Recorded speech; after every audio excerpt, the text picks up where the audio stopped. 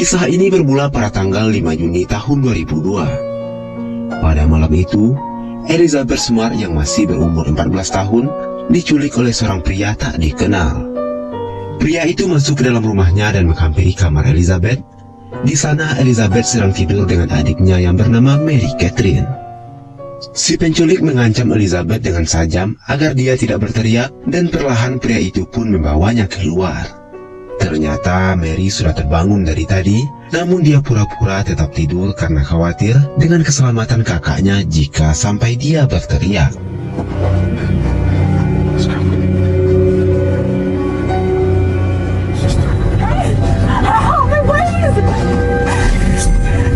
Sesampainya di tepi jalan, Elizabeth yang melihat mobil polisi, ia pun mencoba untuk berteriak.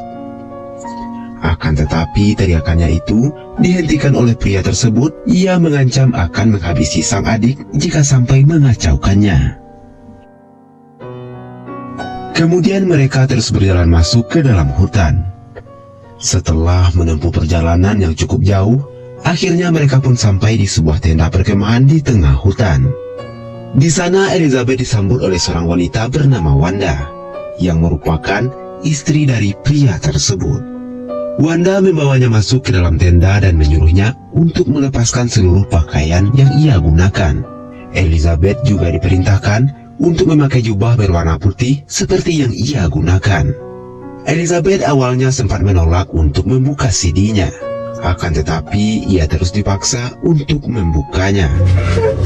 Take off your underwear. The celestial marriage. Setelah itu Wanda pun pergi keluar dari tenda. Kemudian giliran pria itu masuk dan memaksa Elizabeth untuk melayani keinginan biologisnya. Ia berkata jika Elizabeth sudah disegel di dunia dan di akhirat hanya untuk dirinya. Mereka sudah ditakdirkan untuk menikah malam ini, namun Elizabeth menolaknya. Elizabeth pun berkata bahwa dirinya masih kecil, bahkan belum menstruasi. Akan tetapi sang penculik tak peduli, ia tetap memaksanya dan Elizabeth pun tak bisa berbuat apa-apa.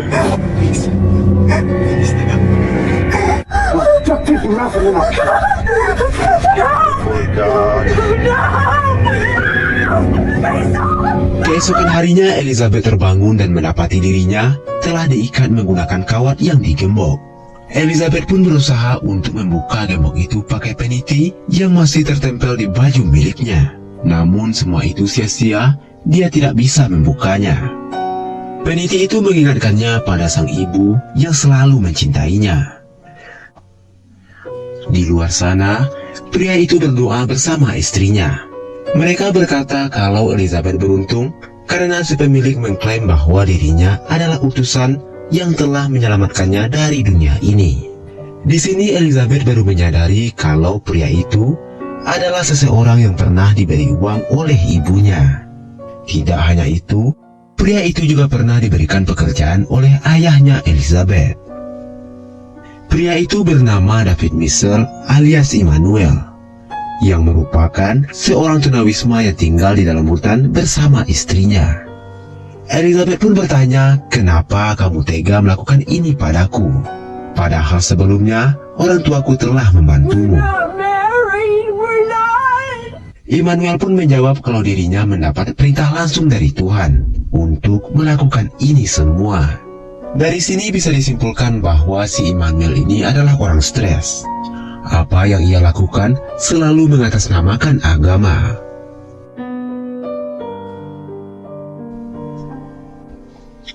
Memasuki hari kedua, di malam harinya Immanuel kembali memaksa Elizabeth bercocok tanam jagung di hadapan sang istri.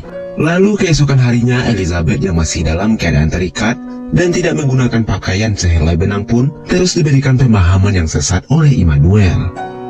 Dengan dalil apapun yang ia katakan berdasarkan perintah dari Tuhan. Elizabeth bingung apa yang harus ia lakukan. Ia hampir saja putus asa dan berpikir akankah ia bisa bertemu kembali dengan keluarganya. Dia pun hanya bisa menangis meratapi nasibnya. Memasuki hari ketiga, Elizabeth selalu teringat dengan keluarga yang sangat menyayanginya. Dia berpikir jika ia menyerah begitu saja, tentu ia tak akan bisa bertemu kembali dengan keluarganya. Akhirnya Elizabeth mencoba berpura-pura baik dan menurut di hadapan mereka. Wanda lalu bercerita kalau dia mendapatkan perintah dari Tuhan untuk mengabdi pada Immanuel. Dan dia juga berkata kalau apa yang dilakukan Immanuel kepadanya bukanlah kejahatan, melainkan perintah Tuhan. Di saat makanan sudah siap, Elizabeth yang sudah sangat lapar pun langsung mengambil makanan yang ada di sana.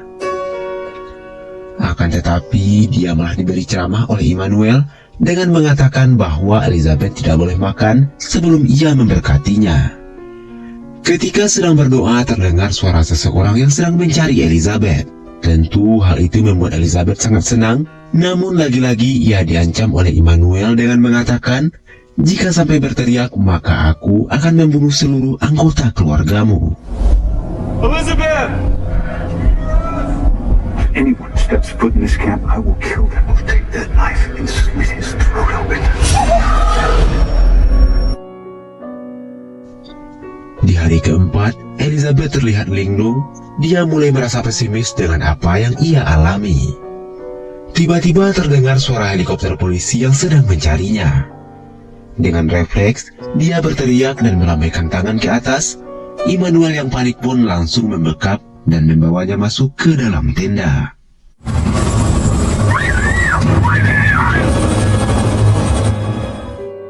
Waktu pun terus berlalu.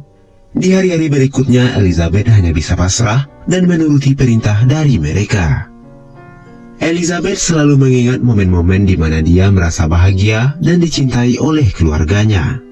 Immanuel yang melihat Elizabeth yang sedang galau langsung membentaknya. Lagi-lagi dia mengancam akan menghabisi semua anggota keluarganya jika Elizabeth masih kepikiran tentang mereka. Elizabeth khawatir jika ancaman Immanuel menjadi kenyataan. Dia lalu meminta maaf dan berjanji akan melakukan apapun yang diinginkannya. Hal itu pun langsung dijadikan kesempatan oleh Immanuel untuk bercocok tanam dengan Elizabeth. Kill them if you forget again. All right, they are not your family anymore. Setelah selesai bercocok tanam, Immanuel pun keluar dari tenda. Di sana ia mendapati Wanda yang cemburu dengan aksi mereka. Karena semenjak kehadiran Elizabeth, dia tidak pernah lagi diberikan jatah. Night and day. Dirasa Elizabeth sudah menurut, Immanuel membuka gembok Elizabeth. Lalu dia mengajaknya mengambil air di sungai karena stok minuman mereka telah habis.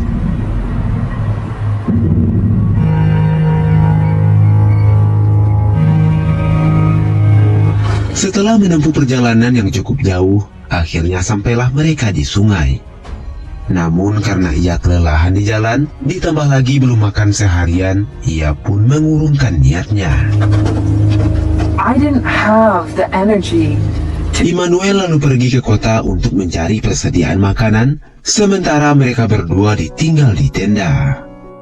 Beberapa waktu kemudian, Immanuel pun datang dengan membawa beberapa bekal makanan dan membawa selebaran tentang hilangnya Elizabeth. And the rain. Every lamppost, posters of her absence. Immanuel juga membawa beberapa botol miras dan memaksa Elizabeth agar mau meminumnya. Gak ada pilihan lain, karena diancam tidak akan diberi makan, Elizabeth pun terpaksa meminumnya. You can eat whatever you want.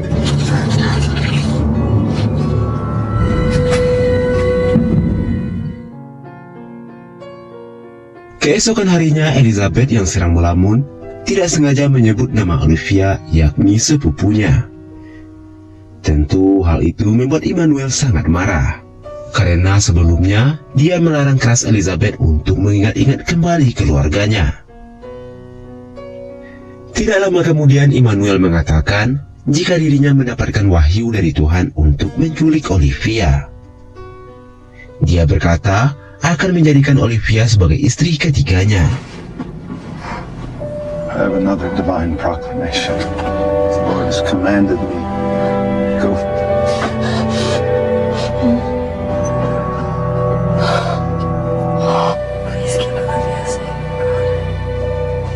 Elizabeth tentu menyesal telah menyebut nama sepupunya.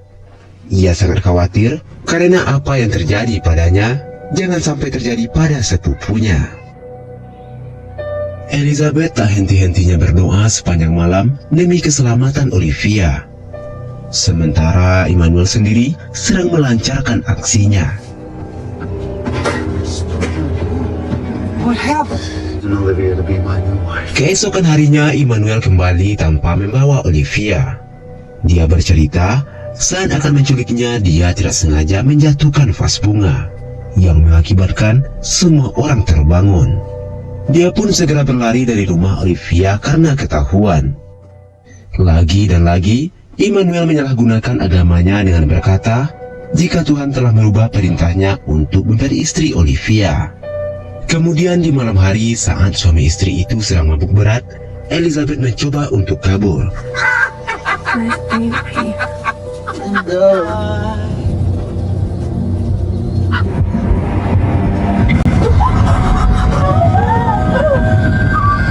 Namun aksinya itu diketahui oleh Emmanuel dan langsung membawanya ke tenda untuk digenjot kembali.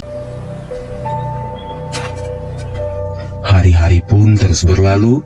Emmanuel dan Wanda sering terlibat pertengkaran karena Emmanuel sering pulang tanpa membawa makanan, sedangkan mereka terkadang tidak makan seharian dan hanya menunggu Emmanuel datang membawakan makanan. Boris, it is out there! How often does she go to the city? I want you now.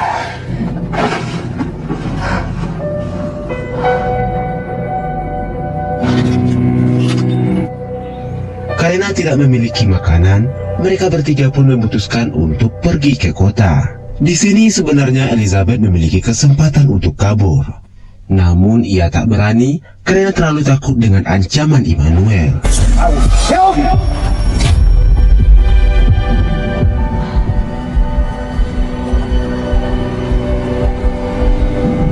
Sesampainya di supermarket, Emmanuel mulai melancarkan aksinya dengan mencuri beberapa makanan.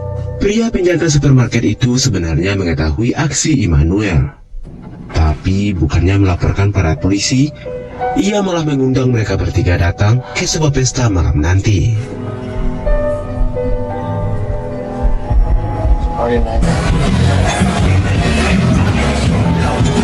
Saat berada di dalam pesta, seorang wanita melihat Elizabeth seperti dalam tekanan. Ia pun menawarkan bantuan padanya, namun Wanda menarik Elizabeth dan mengajak Emmanuel yang sedang merayu wanita untuk segera pergi dari sana. Di hari ke-92, Emmanuel mengajak mereka ke perpustakaan. Di sana orang-orang memandangi mereka dengan tatapan yang aneh. Dan saat Emmanuel merencanakan kepindahan mereka dengan melihat sebuah peta, tiba-tiba datang seorang detektif menghampiri mereka. Detektif itu meminta izin untuk membuka cadarnya Elizabeth. Tapi dengan alasan kalau Elizabeth itu adalah anaknya, ia telah disucikan dan tidak boleh ada satupun orang yang melihatnya. Elizabeth hanya bisa terdiam karena terbayang-bayang dengan ancaman Emmanuel. Emmanuel menambahkan kalau agamanya tidak mengizinkannya.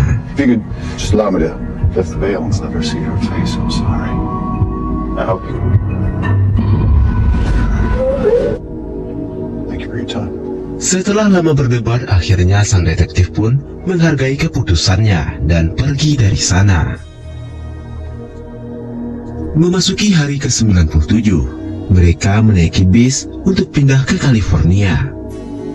Semakin pupuslah harapan Elizabeth untuk bertemu kembali dengan keluarganya. Semakin jauh ia berada, semakin banyak juga orang yang tidak mengenalinya.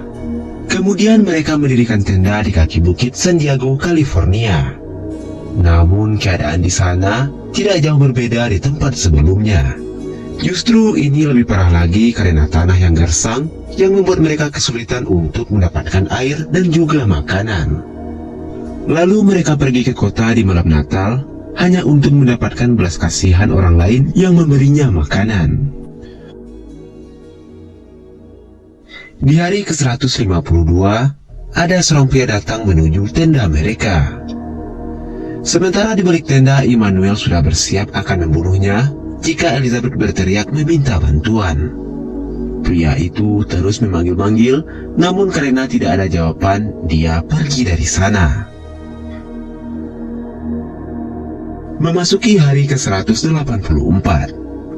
Merasa tempat itu sudah tidak aman, Immanuel memutuskan untuk pindah dari sana dan pergi jauh masuk ke dalam hutan.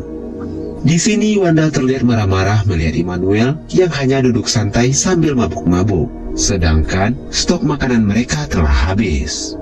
Wanda pun mengancam akan bundir jika dia tidak segera mencari makanan. Dan mau tak mau, Immanuel pun pergi ke kota untuk mencarinya. It is my turn to talk. Going to town. I don't know when I'll be back. Hingga memasuki hari ke-186, mereka berdua belum makan, sedangkan Immanuel sendiri juga belum kembali dari kota. Di hari ke-191 dan sudah 1 minggu lamanya Immanuel meninggalkan mereka. Tidak hanya makanan yang habis, kini minuman pun sudah tidak ada yang tersisa. Keadaan ini hampir saja membuat mereka berdua mati kelaparan. Bahkan Elizabeth mengubur dalam-dalam harapan untuk bisa kembali dengan keluarganya. Namun lagi-lagi ingatan tentang keluarganya, canda tawa, kehangatan dan kasih sayang dari mereka yang sangat mencintai Elizabeth, itu semualah yang tetap menguatkan Elizabeth sampai saat ini.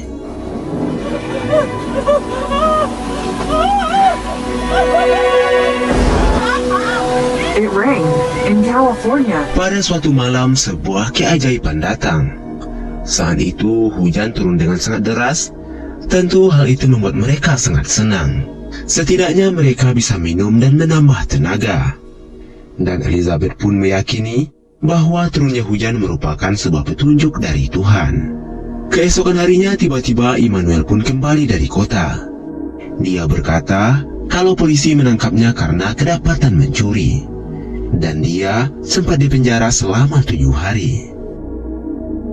Singkat cerita, 9 bulan pun telah berlalu. Hari itu Immanuel mengatakan kalau ia mendapat perintah dari Tuhan untuk pindah ke tempat baru yang lebih jauh dari sana. Kini Elizabeth pun paham kalau itu semua adalah agama yang dibuat oleh Immanuel sendiri. Maka dari itu, dia mulai mengikuti alurnya.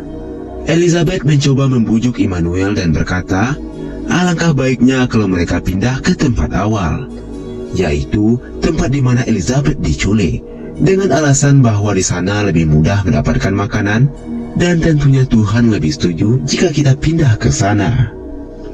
Wanda juga membantu Elizabeth untuk meyakinkan Immanuel, dan alhasil Immanuel pun setuju.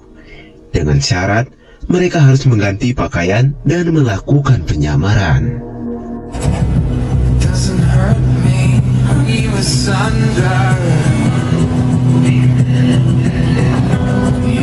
Mereka mulai melakukan perjalanan dengan cara menumpang dari mobil satu ke mobil lainnya.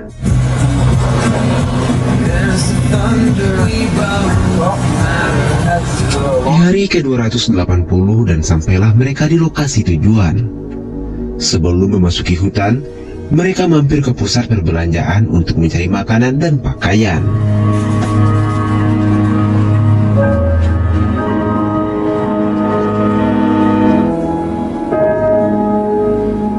Di sana Elizabeth melihat sebuah poster yang memberitakan tentang anak-anak yang hilang. Namun, dia tidak melihat poster yang memasang gambarnya. Immanuel mengatakan jika mereka telah melupakanmu, dan mulai saat ini kamu menjadi milikku selamanya. Setelah itu mereka pergi keluar dan secara tiba-tiba datang mobil polisi menghampiri mereka. Need to stop.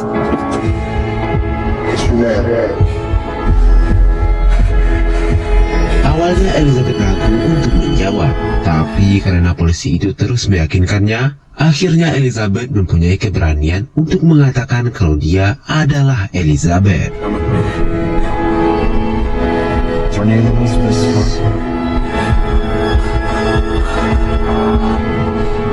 It's okay. I am so sorry. Sementara itu, Immanuel dan Wanda berhasil diamankan oleh para polisi. Seakan sebuah mimpi, Elizabeth masih belum percaya jika dia telah bebas dari sang penculik.